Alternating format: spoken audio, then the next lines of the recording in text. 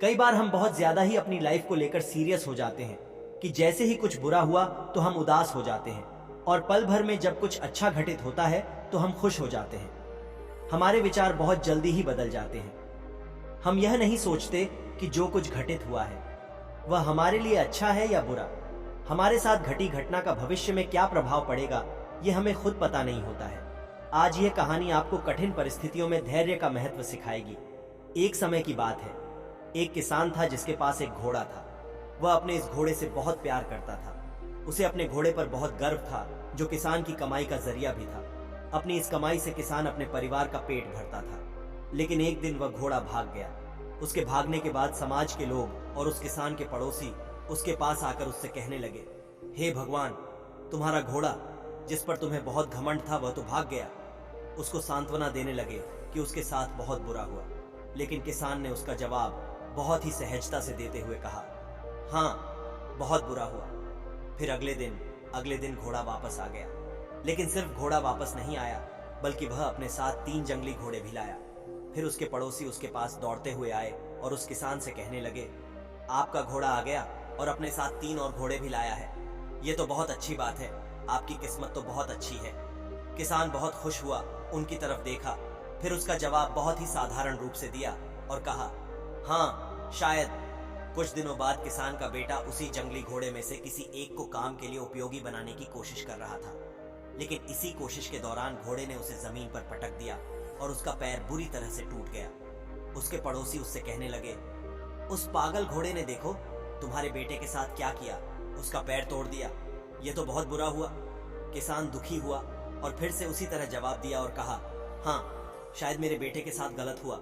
अगले दिन सेना के कुछ जवान उस किसान के घर आते हैं जो जंग छिड़ने के कारण नए जवानों की भर्ती कर रहे होते हैं। उसमें से एक जवान ने किसान के बेटे को देखा और बोला, इसका तो पैर टूटा हुआ है, हम इसे सेना में भर्ती नहीं कर सकते। और वे जवान गांव के सभी लड़कों को लेकर अपने साथ चले गए।